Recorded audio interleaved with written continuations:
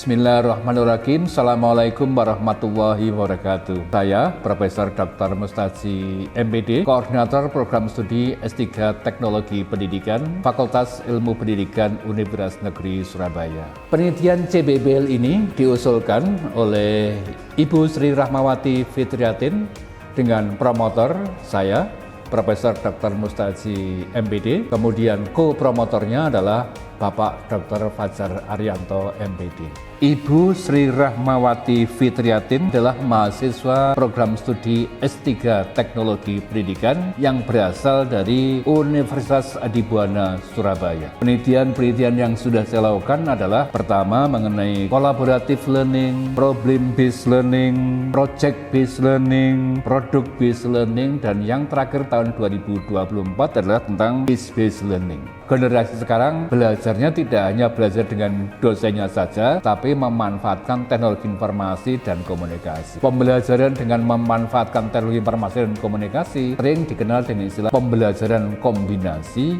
atau blended learning. Jadi kalau tadi misalnya ada 4 tahapan dari sintak pembelajaran case-based learning, mungkin sintak 1 dilakukan secara online dengan memanfaatkan bantuan Firlanda atau LMS lainnya. Pertemuan kedua kemudian dilakukan secara offline, pertemuan ketiga, 4 misal bisa dilakukan secara online maupun offline. Model case-based blended learning berbantuan Firlanda ini terdiri dari 5 tahapan. Tahap 1 adalah orientasi dan perencanaan. Dalam konteks ini penelitian dilakukan dengan cara mahasiswa belajar melalui LMS Firlanda. Kemudian tahap yang kedua adalah pemberian kasus dan telaah. Kegiatan ini dilakukan secara tatap muka berdasarkan apa yang telah dipelajari oleh mahasiswa dengan mempelajari pada media Firlanda. Kemudian pada tahap yang ketiga, dosen memonitor dan mendiskusikan aktivitas pembelajaran melalui Firlanda. Kemudian pada tahap yang keempat adalah tahap asosiasi. Aktivitas pembelajaran juga dilakukan melalui Firlanda. Tahap yang kelima adalah evaluasi.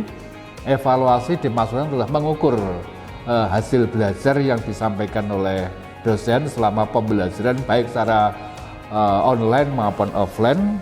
Namun kegiatan kelima dalam konteks penelitiannya Bu Rahma ini dilakukan secara tatap muka atau offline. Hasil yang telah dicapai pada penelitian tentang case-based blended learning berbantuan Firlanda ini adalah analisis kebutuhan tentang lembar kerja mahasiswa Farmasi Universitas PGRI Adibuana Surabaya dengan 4 indikator.